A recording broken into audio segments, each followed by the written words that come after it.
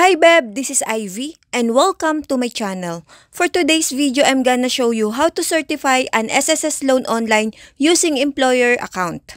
If you are interested na malaman kung paano to gawin, please keep watching until the end of this video.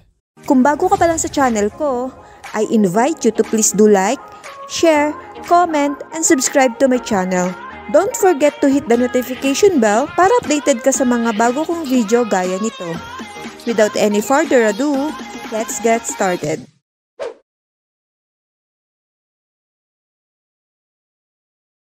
Once na nakareceive po ang employer ng ganitong email, ibig sabihin may employee na nag-process ng loan application online at kailangan po itong i-certify ng employer within 3 working days from the date it was filed by your employee.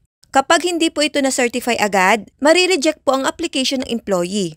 Kung sakaling nag-expired ang for certification, pwede naman pong mag-refile ulit ang employee. Now, let's do the certification of loan application online. Beb, ito po ay para sa employer's guide. All you have to do is magpunta sa SSS website and enter the employer credentials login. Take note lang po, ang may access lang po sa employer's account ay ang authorized user ng company. Then, click sign in. At syempre dahil may added security measures ang SSS, hahanapan kayo ng TOTP bago mabuksan ang inyong portal. Kung nakasetup na po ito, i-click lang po ang Get PIN. Then, i-open ang Google Authenticator nyo kung saan ito naka-download. Ilagay lang po yung 6-digit TOTP na makikita sa Authenticator app and click Login. Once na nasa dashboard na po kayo ng My.SSS account, makikita nyo po yung certification of loan, claim, benefit. Kung may for certification, gaya nito. As you can see here, may isang nakalagay dito sa salary loan. Ibig sabihin, ito po yung employee na nag-process ng loan application online. So, i-click lang po natin ito. Then, madadirect po tayo sa certification of loan. Dito natin makikita yung listing ng employee na nag-apply ng loan.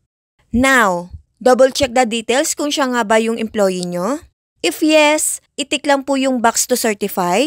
Kapag not certify po ang pinili nyo, marireject po yung loan application ng employee. Next, read the responsibilities of the employer. After reading, tick box to confirm and click submit. There you go! The applicant for certification has been processed. So ganun lang po kadali mag-certify ng loan application ang mga employer.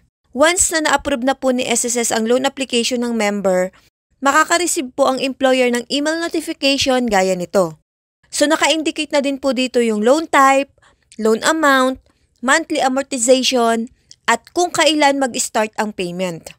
Usually, it will take 3 to 7 working days from the date of approval ng SSS bago makredit ang loan sa disbursement account. So I think that's it for this video. I hope na nakatulong sa inyo and thank you so much sa wala niyong sawang pagsubaybay sa mga video ko. Thank you and God bless everyone. Follow for more.